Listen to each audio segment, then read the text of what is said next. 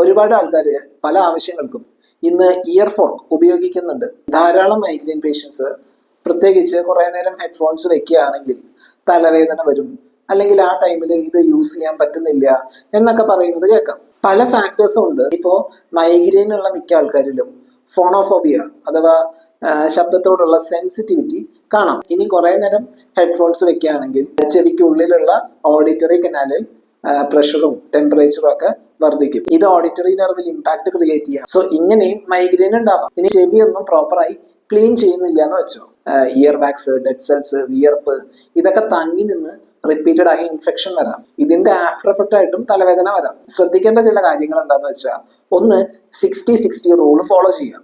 അതായത് 60% അല്ലെങ്കിൽ ആ ബ്രാൻഡ് റെക്കമെൻഡ് ചെയ്തിട്ടുള്ള ലിമിറ്റ് എത്രയാണോ അതിനുള്ളിൽ വോളിയം സെറ്റ് ചെയ്യുക. അത് മാക്സിമം ഒരു 60 മിനിറ്റ് ഉപയോഗിക്കുക. ഇനി ഒരു ലോങ് ടൈം ഇയർഫോൺസ് വെക്കുന്നുണ്ടെങ്കിൽ ഒരു 15-30 മിനിറ്റ് കൂടുമ്പോൾ അതൊന്ന് ഊരി വെച്ച് ബ്രേക്ക് എടുക്കുക. ഇപ്പോൾ ഇയർഫോൺസ് പ്ലേസ് ചെയ്ത് കുറെ നേരം ഡ്രൈവ് ചെയ്യുന്നതിന് പകരം നെക്ക് ബാൻഡ് യൂസ് ചെയ്യാം. അപ്പോൾ കോൾ അറ്റൻഡ് ചെയ്യാനാണെങ്കിൽ ആ ടൈമിൽ മാത്രം ഇത് വെച്ചാൽ മതിയാവും.